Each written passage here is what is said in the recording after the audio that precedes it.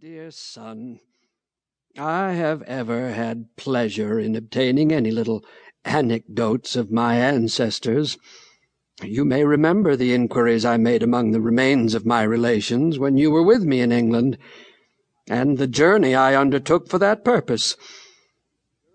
Imagining it may be equally agreeable to you to know the circumstances of my life, many of which you are yet unacquainted with, and expecting the enjoyment of a week's uninterrupted leisure in my present country retirement, I sit down to write them for you, to which I have besides some other inducements.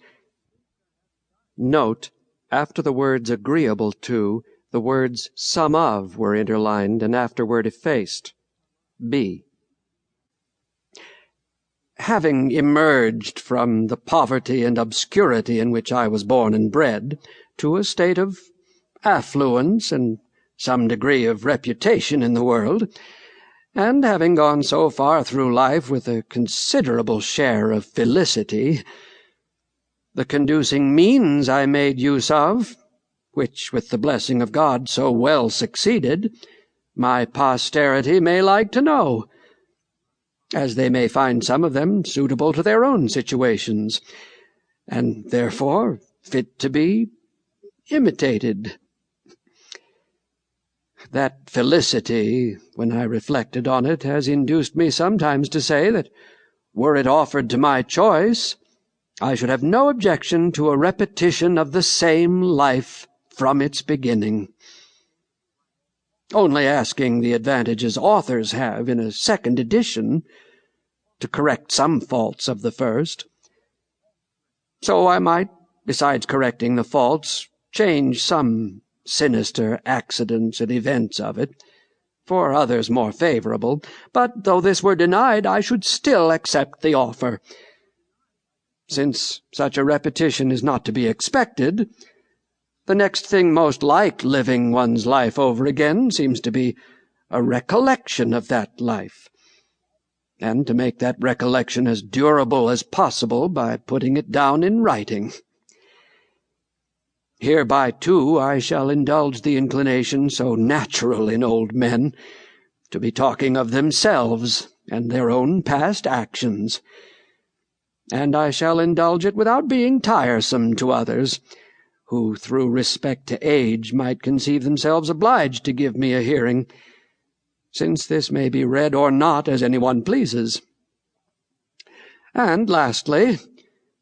I may as well confess it, since my denial of it will be believed by nobody, perhaps I shall a good deal gratify my own vanity. Indeed, I scarce ever heard or saw the introductory words, "Without vanity I may say," etc., but some vain thing immediately followed.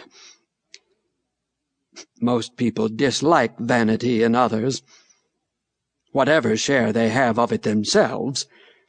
but I give it fair quarter wherever I meet with it, being persuaded that it is often productive of good to the possessor, and to others that are within his sphere of action, and therefore, in many cases, it would not be altogether absurd if a man were to thank God for his vanity, among the other comforts of life. And, now I speak of thanking God, I desire with all humility to acknowledge that I owe the mentioned happiness of my past life to his kind providence, which led me to the means I used and gave them success. My belief of this induces me to hope, though I must not presume, that the same goodness will still be exercised toward me in continuing that happiness, or enabling me to bear a fatal reverse, which I may experience, as others have done,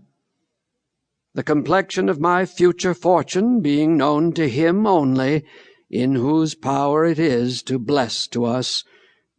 even our afflictions.